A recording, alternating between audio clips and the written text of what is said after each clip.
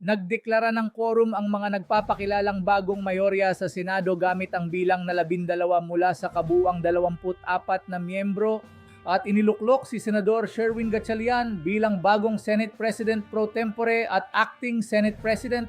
May mga ulat na posibleng dalhin sa Korte Suprema ang issue upang matukoy ang legalidad ng aksyon at disposisyon.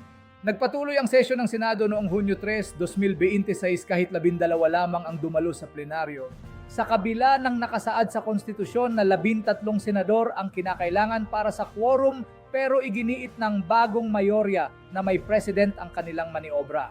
Sa pamamagitan ng deklarasyong ito, binuksan ang daan para sa reorganisasyon ng pamunuan at mga komite na nagdulot ng matinding kontrobersya.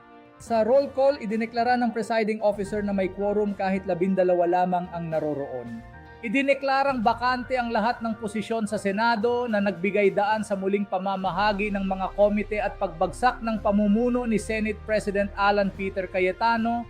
Ang sitwasyon ay pinalala ng kawalan ng ilang senador, kabilang si Jinggoy Estrada na nakakulong dahil sa plunder case at si Bato de la Rosa na nahaharap sa ICC warrant na hindi ibinilang pinagbatayan ng quorum dahil hindi na magagampanan ang kanilang tungkulin.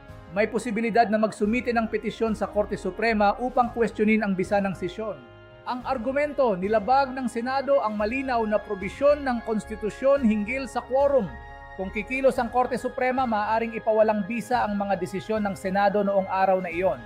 Kung ituturing itong political question, maaaring iwasan ng Korte na makialam at manatiling epektibo ang reorganisasyon. Kung maglabas ng prospective ruling, maaaring linawin ng Korte na sa hinaharap ay hindi na maaaring ulitin ang ganitong deklarasyon ng quorum. Nananatiling questionable ang lahat ng aksyon ng Senado sa ilalim ng 12-member quorum kung saan magkakasalungat ang opinyon ng mga eksperto. Manatiling nakasubaybay sa ating Sakto Unlimited Quick Bulletin na unang matutunghayan sa Sakto Subscription Hub, saktoradiotv.com website at iba pa nating social media platforms. Scan QR code, click subscribe.